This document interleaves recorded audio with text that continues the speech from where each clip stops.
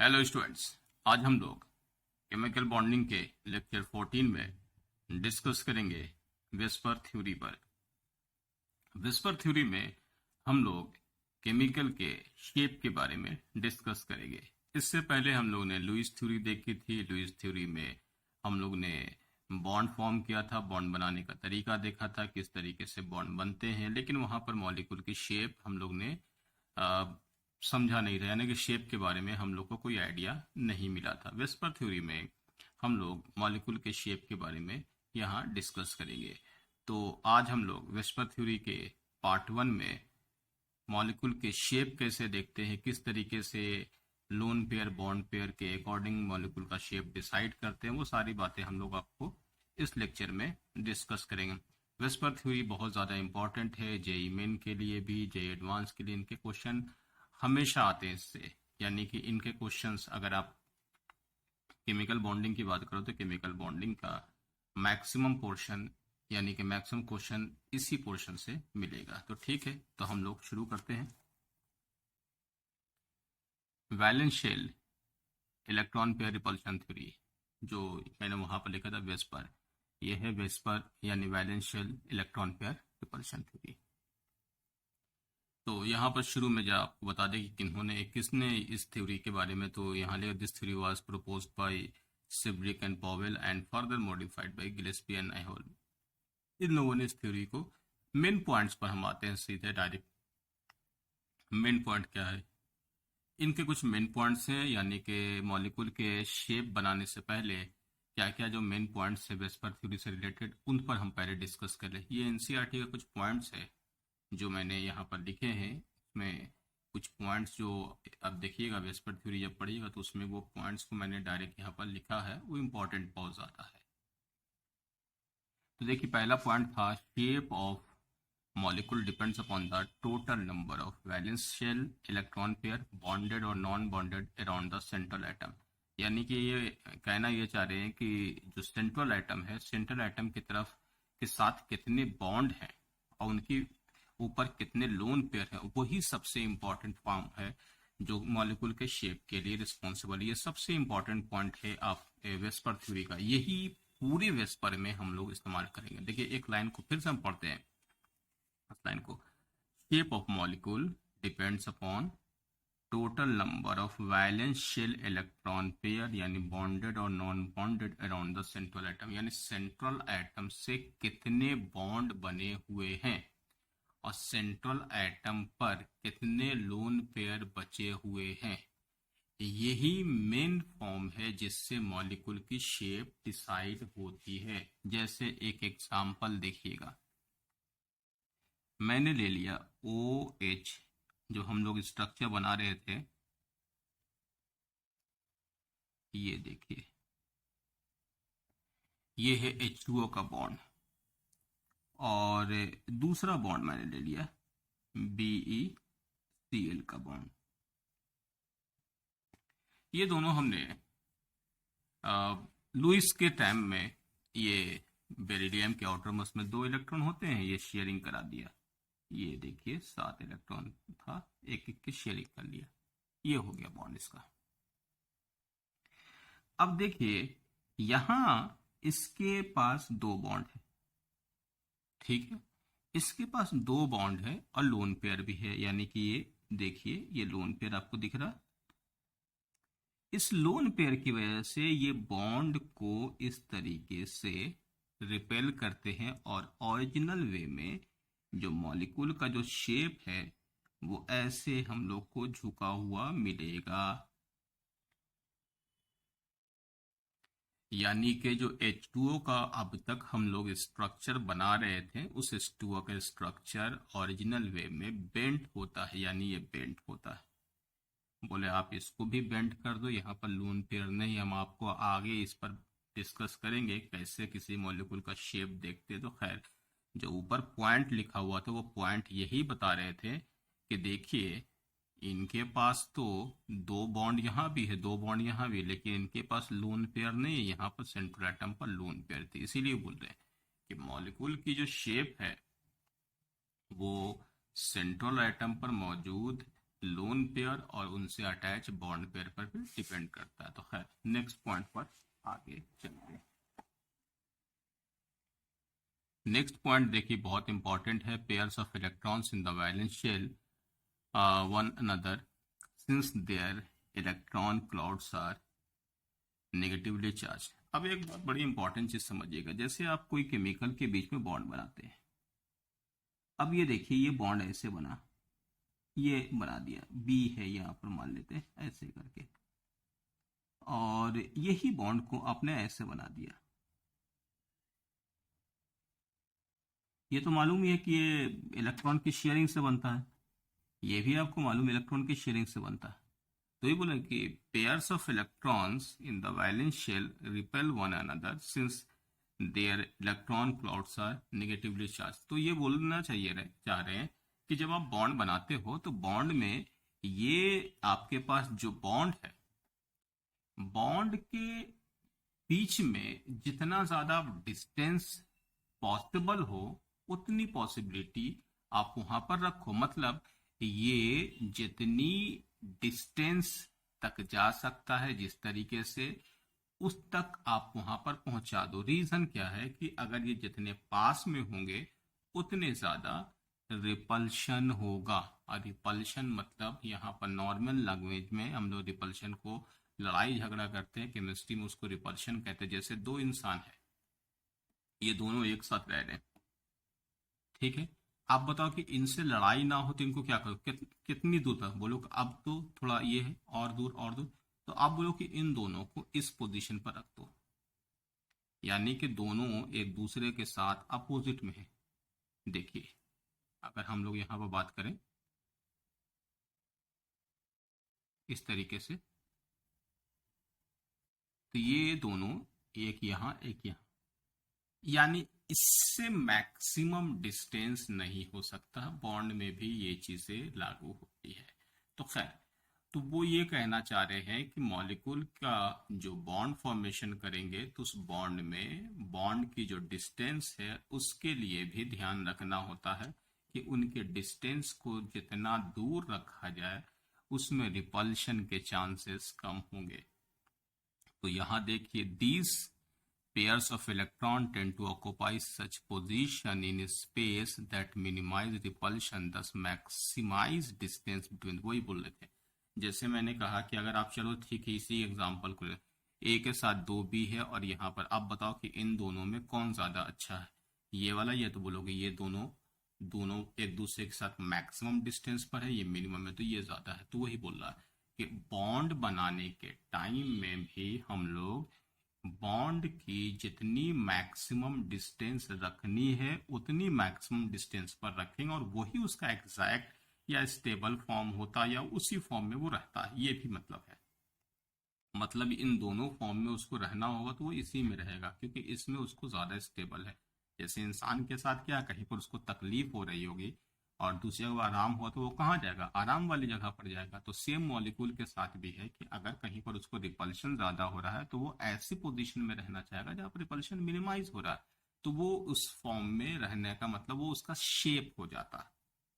मतलब समझ रहे हो कि वो ही मॉलिक्यूल का शेप हो जाता है, वो जो हम लोग आगे देखेंगे कौन से मॉलिक्यूल का शेप किस तरीके का। नेक्स्ट में देखिएगा, valence shell is taken as a sphere, the electron pairs यहाँ localising on the spherical surface at maximum distance from one other. जैसे अब देखिए, अब यहाँ पर स्फीयर की बात हुई, अगर मैंने यहाँ पर ले लिया एक स्फीयर की फॉर्म में ले लिया, अब देखिए इस स्फीयर में आपने यहाँ पर ले लिया ए और यहाँ पर ये ले लिया, देखिए ये बी,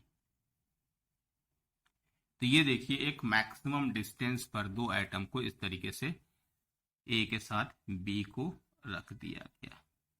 तो ये बोल रहे हैं कि is taken as a sphere with the electron pair localising on the spherical surface at maximum distance. तो आप बताओ इस स्फीयर के साथ दो एटम है तो सबसे मैक्सिमम डिस्टेंस कौन सा होगा, यही होगा। अगर हम इसी स्फीयर में तीन एटम को रखते तो सबसे मैक्सिमम डिस्टेंस कौन सा होगा, इस तरीके का होगा। तो वही बोल रहा है कि स्फीयर मान करके जितनी मैक्सिमम डिस्टेंस पर आप किसी एटम को रखोगे वही उसका शेप हो जाएगा। नेक्स्ट में ये भी बड़ा इंपॉर्टेंट पॉइंट है, the multiple bond is treated as if a single electron pair and the 2 और 3 pairs of multiple bond are treated as single super pair. अब देखिए बड़ी अच्छी बात यहाँ पर है, जैसे मैंने कहा कि चलो हम एक एग्जांपल दिखाते हैं, जैसे बोरॉन है, बोरॉन BF3 का ये बॉन्ड हो गया, ठीक है, BF3 का बॉन्ड हो गया। C के साथ ये हो गया आपके पास ऐसा,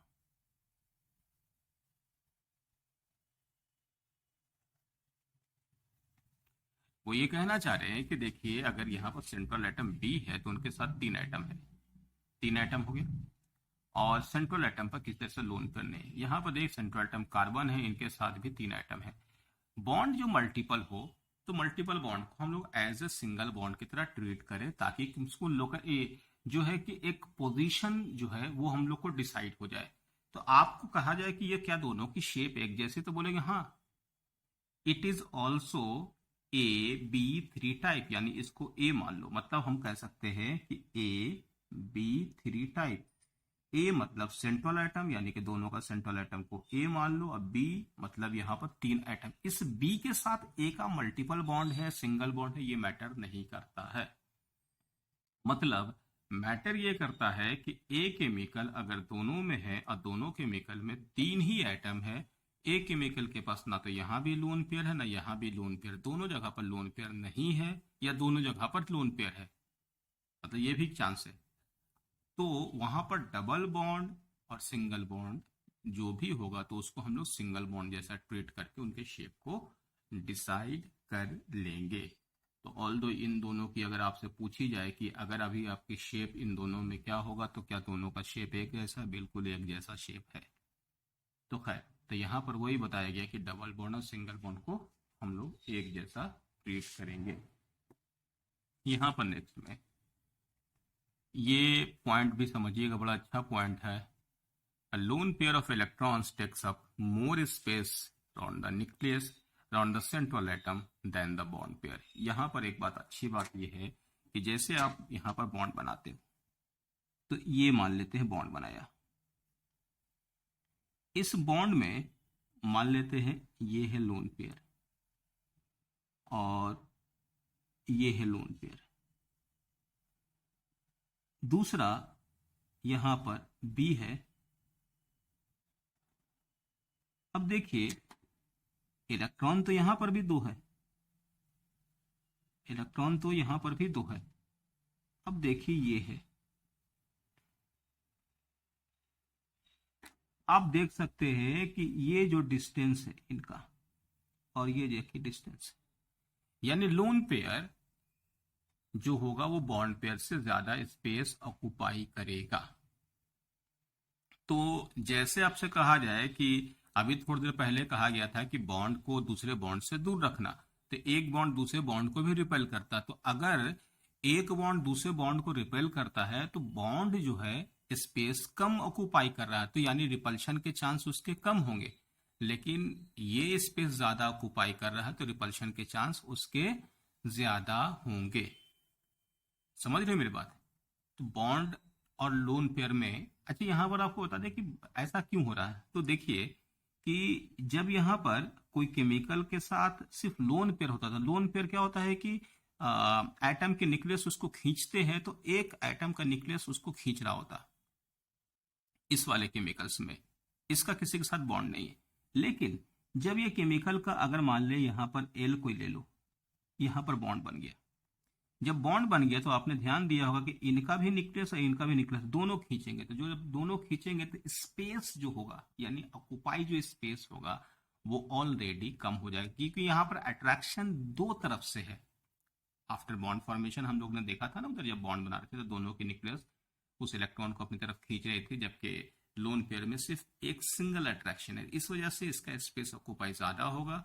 तो यहाँ पर जितना ज्यादा स्पेस ऑक्युपाई होगा तो रिपल्शन तो बढ़ जाएगा। तो यहाँ पर एक पॉइंट बड़ा अच्छा लिखा हुआ कि lone pair is greater repulsion than bond pair lone pair, and bond pair, तो यहाँ पर lone pair repulsion, bond pair bond pair bond pair. मतलब अगर आपसे पूछा जाए कि जैसे केमिकल के बीच में रिपल्शन होता है तो सबसे ज़्यादा रिपल्शन कहाँ होगा, तो लोन पेयर रिपल्शन, फिर loan pair repulsion, bond pair repulsion. यानी कि अगर आपको दो केमिकल को एक दूसरे से दूर करना है तो सबसे पहली प्रायोरिटी क्या होगी, किनसे आपको ज़्यादा लड़ाई होने का चांस है, तो यानी लोन पेयर को दूसरे लोन पेयर से सबसे पहले दूर करो।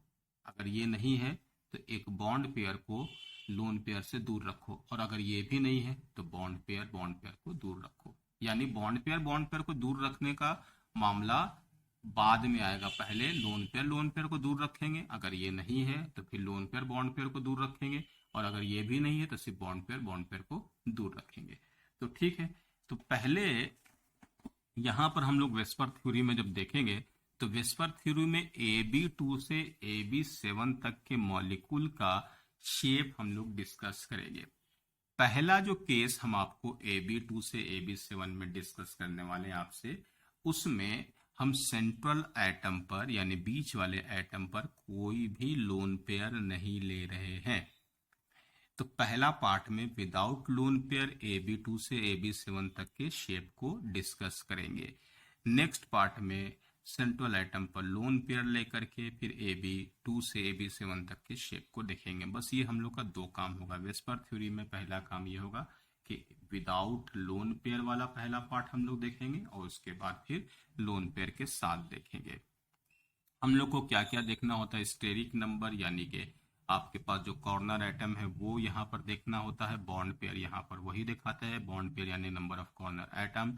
लोन पेयर 0 है या कुछ है वो देखना होता है। उसके बाद हम लोग को ज्योमेट्री और शेप डिसाइड करना होता है, उसके एग्जाम्पल कौन से होंगे, बॉन्ड एंगल कौन से, इतनी चीजें हम लोग को एक मॉलिक्यूल को देख करके समझनी होती है।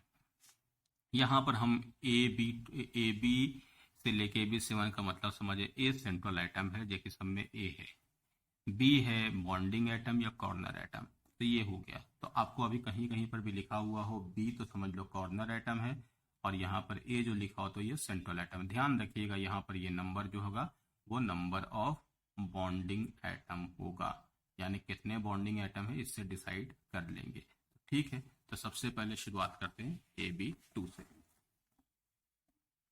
AB2 टाइप के मॉलिक्यूल है आपके सामने।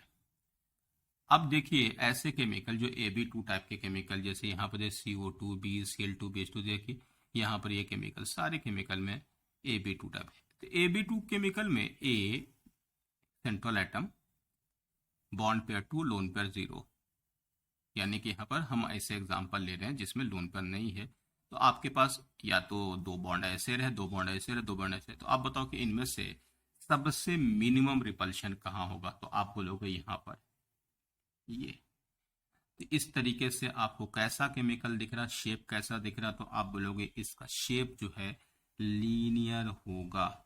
तो एक आपके पास यहाँ पर पॉइंट दिमाग में रख लीजिए कि जब किसी केमिकल में दो बॉन्ड होगा और उनके सेंट्रल एटम पर लोन पेयर 0 होगा तो उनकी शेप कैसी होगी, लीनियर होगी। बस बाकी ये जो मैंने बना दिए हैं ये वाले केमिकल नहीं सोचना है, ये मैंने आपको हाइपोथेटिकली फॉर्म में वहां बना के दिखा दिया ताकि आपको ये समझ में आए कि ये मॉलिक्यूल का ये वाला शेप क्यों नहीं होगा, क्योंकि यहाँ पर इनके रेस्पेक्ट में यहाँ पर रिपल्शन ज्यादा होगा। इसलिए नेचर में जो केमिकल AB2 टाइप के बनेंगे वो हमेशा लीनियर बनते हैं। यानी कि जब भी आपके दिमाग में कोई पूछे कि ये किस केमिकल का शेप बताओ, तो इतने सारे केमिकल का शेप नहीं ध्यान रखना, आप तो सबसे पहले देखो कि उसमें क्या है, बॉन्ड पेयर कितने हैं, लोन पेयर कितने। अगर दो बॉन्ड पेयर और 0 लोन पेयर होगा सेंट्रल एटम पर तो हमेशा उस केमिकल की शेप कैसी होगी, लीनियर होगी। तो देखो यहाँ पर हम किसी सारे केमिकल का स्ट्रक्चर अगर हम देखें तो जैसे हम यहाँ पर दिखा दें कार्बन डाइऑक्साइड, हम लोगों ने ये केमिकल इसमें उस वाले फॉर्म में देखिए इसका स्ट्रक्चर पहले बनाया हुआ है। बेरिलियम के आउटर मोस्ट में दो, देखिए BeCl2, देखिए भी लोन पेयर नहीं। अच्छा यहाँ पर देखिए सिंगल डबल से मतलब अभी थोड़ी देर पहले कहा है कि मल्टीपल बॉन्ड को हम लोग सिंगल जैसा ट्रीट करेंगे। BeH2 ये भी देखिए लीनियर हो गया। और इसके बाद यहाँ पर एक और केमिकल दिखा दें, चलो ठीक है, C2H2 के बारे में लिखा हुआ CH।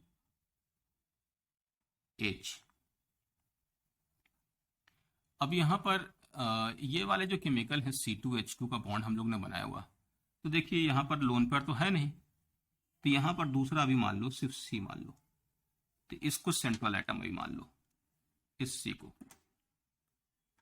C को सेंट्रल एटम मान लो, तो हो गया ना AB2। इसके बीच में लोन पेयर नहीं है, इसको मैंने कहा सिंगल जैसे ट्रीट कर, तो एक एक दो बॉन्ड, तो ये हो गया। इस यहाँ पर ये वाला केमिकल सेंटर मान लो, तो ये लीनियर होगा AB2। अब नेक्स्ट में देखिएगा, अगर हम यहाँ पर फिर से H लगा दें, और इस वाले केस में अब हम इसको सेंट्रल एटम मान लें, तो यहाँ पर ये आप पूरा का पूरा एक बॉन्ड मान लो AB2। इसीलिए C2H2 जो नेचर में मिलता है, जिसको हम लोग आगे नाम देंगे, इथाइन केमिकल है, ऑर्गेनिक में हम लोग इस पर डिस्कस करेंगे, इट इज लीनियर, यानी ये लीनियर केमिकल है। क्योंकि एक हम अभी सिंपल बात कर रहे हैं एक ही सेंटर का, यहाँ पर दो सेंटर था, लेकिन हमने क्योंकि इसका स्ट्रक्चर बनाए हुए हैं, तो आपको दिखा दे कि दो सेंटर है तो कोई टेंशन नहीं, एक सेंटर इसको मानो, एक बॉन्ड ये, दूसरा बॉन्ड ये, विदाउट लोन पेयर यहाँ पर केमिकल तो लीनियर होगा ही। यहाँ पर उसी तरीके से सेंटर मान लो इस कार्बन को, तो एक बॉन्ड इधर एक बॉन्ड इधर, तो यहाँ पर ये भी लीनियर हो जाएगा। एक केमिकल बहुत इंपॉर्टेंट जो हम लोग ने डिस्कस किया था, याद अगर होगा, ये वाले केमिकल N2O, याद है, N ट्रिपल बॉन्ड N बनाया था और एक कोऑर्डिनेट बॉन्ड बना दिया था ऐसे करके।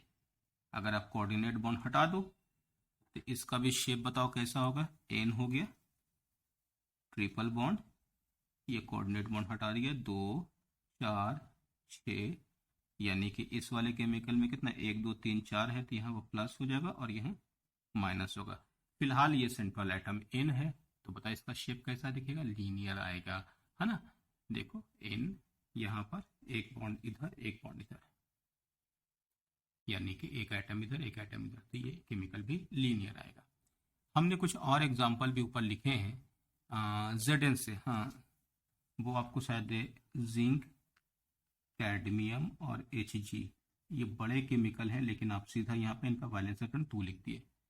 अगर इनके वैलेंस इलेक्ट्रॉन 2 है, जिंक कैडमियम Hg के, तो बना लो ZnCl2 का ये स्ट्रक्चर लीनियर हो गया, CdCl2 का भी स्ट्रक्चर कैसा हो गया, लीनियर हो गया, ZnHg का भी, HgCl2 का आईटी में क्वेश्चन पूछा था शेप। आप देखिए लीनियर केमिकल के लिए मैंने जितने एग्जाम्पल दिए, उन सारे एग्जाम्पल में आपको क्या दिख रहा है, सेंट्रल आइटम पर कोई भी लोन पेयर नहीं है और कॉर्नर पर 2, यानी कि 2 बॉन्ड, यानी कि AB2 टाइप के केमिकल की शेप लीनियर होती है। पहली बात ये दिमाग में रखिएगा, AB2 यानी bond pair 2 and lone pair central item 0 होगा। नेक्स्ट पार्ट पर आते हैं, AB3 टाइप। AB3 टाइप के केमिकल में बॉन्ड पेयर 3, लोन पेयर 0, यानी लोन पेयर सेंट्रल एटम 0। इस वाले केमिकल में देखिए यहाँ पर ये ऐसे है फिर ऐसे, तो इसमें कौन सा शेप होगा जिसमें सबसे ज़्यादा डिस्टेंस होगा, तो यहाँ पर देखिए सबसे ज़्यादा डिस्टेंस अगर आप बोलो कि ये वाला होगा, और सही भी है, ये वाले केमिकल जो है आपको इस तरीके से, तो ये केमिकल इस तरीके से दिखेगा। अब हम आपको दिखाते हैं इसका शेप कैसा होगा, तो देखिए ये एक हो गया, एक केमिकल, दूसरा केमिकल ऐसा और तीसरा केमिकल ऐसा।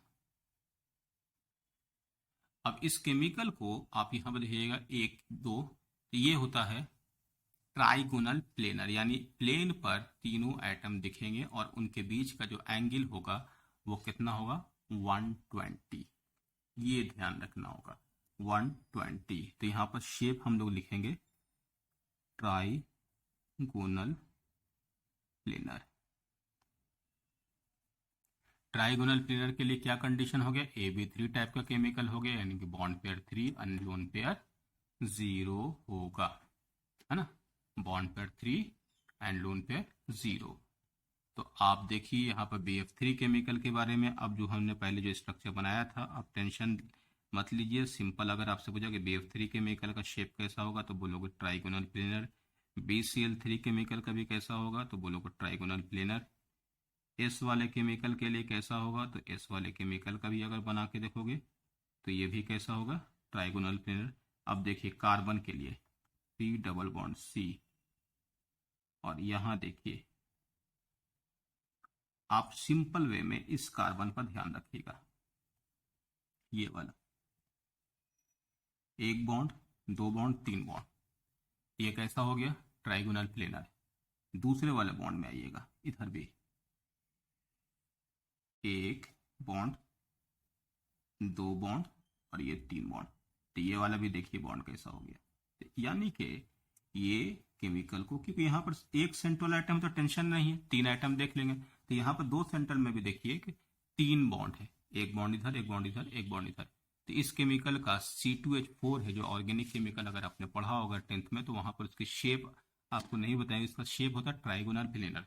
यानी इन केमिकल का अगर आप शेप देखें तो देखिए ये हो गया सेंट्रल फॉर्म में, देखिए ये हो रहा है ना ट्राइगोनल प्लेनर, ये इस तरीके का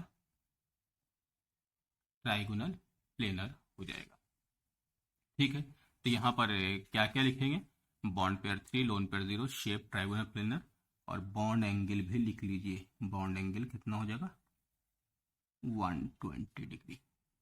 ठीक है, नेक्स्ट में आ जाते हैं। नेक्स्ट में अगर हम लोग के पास AB4 है, यानी कि चार कॉर्नर एटम है, अब इसका शेप देखिए, चार ये, चार ये, चार ये। अब आपसे पूछेगा कि कौन सा यहाँ पर शेप होगा।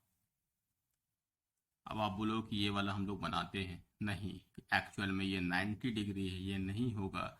इसका जो शेप है, यानी कि डिस्टेंस अगर हम देखें तो ये इस तरीके का रहता है, चार बॉन्ड।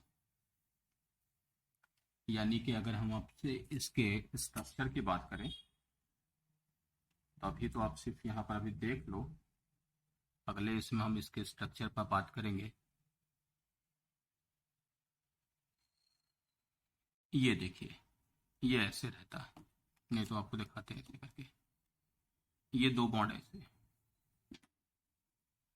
दो बॉन्ड इधर हो गए, एक बॉन्ड यहाँ ऊपर की तरफ, दो इधर, और एक इसके पीछे, एक इसके पीछे। तो एक्चुअल में क्या है, ये 90 डिग्री पर नहीं है, इसकी बॉन्ड एंगल कितनी है, तो 109.28 है।